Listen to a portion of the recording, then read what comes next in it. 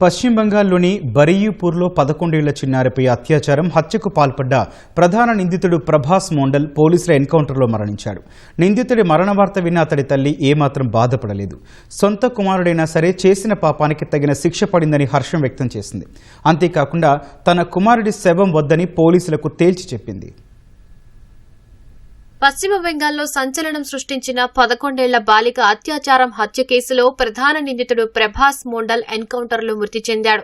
ఈ కేసులో నిందితుడిని పోలీసులు ఈ తెల్లవారుజామున సీన్ రీకన్స్ట్రక్షన్ కోసం ఘటనా స్థలానికి తీసుకెళ్లారు. ఆ సమయంలో నిందితుడు పోలీసుల నుంచి గన్ లాక్కుని తప్పించుకోవడానికి ప్రయత్నించాడు. పోలీసులపై కాల్పులు జరపడంతో వారు ఆత్మరక్షణ కోసం జరిపిన ఎదురు కాల్పుల్లో ప్రభాస్ మోండల్ అక్కడికక్కడే హతమయ్యాడు.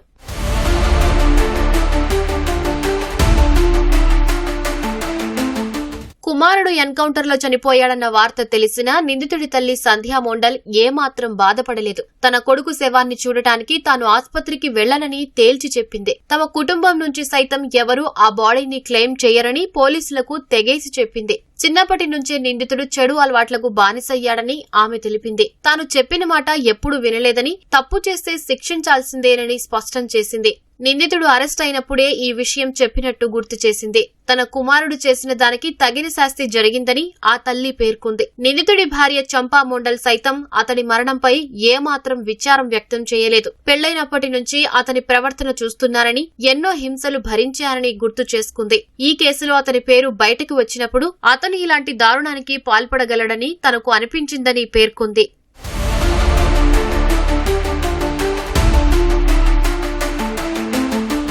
జూలై 4వ తేదీన కనిపించకుండా పోయిన 11 ఏళ్ల బాలిక మృతదేహం మరుసటి రోజు సూర్జియాపూర్ హాట్ ప్రాంతంలోని ఒక చెరువులో లభ్యమైంది. నిందితుడు బాలికపై అత్యాచారం చేసి శవాన్ని గోనెసంచిలో కట్టి చెరువులో పడేసినట్లు పోలీసులు నిర్ధారించారు. ఈ దారుణంపై స్థానికంగా తీవ్ర ఆగ్రహావేశాలు వ్యక్తమయ్యాయి. ప్రజల నుంచి ఒత్తిడి పెరగడంతో పోలీసులు విచారణ వేగవంతం చేశారు. తెల్లవారుజామున నిందితుడిని విచారణ నిమిత్తం ఘటనా స్థలానికి తీసుకెళ్లగా ఈ ఎన్కౌంటర్ చోటు చేసుకుంది. ఈ కేసులో ఆనంద సర్దార్, దిబాకర్ సర్దార్లను సైతం పోలీసులు అరెస్టు చేశారు. కేసు దర్యాప్తు కోసం పశ్చిమ బెంగాల్ ప్రభుత్వం 6 సభ్యులతో ప్రత్యేక దర్యాప్తు బృందాన్ని ఏర్పాటు చేసింది.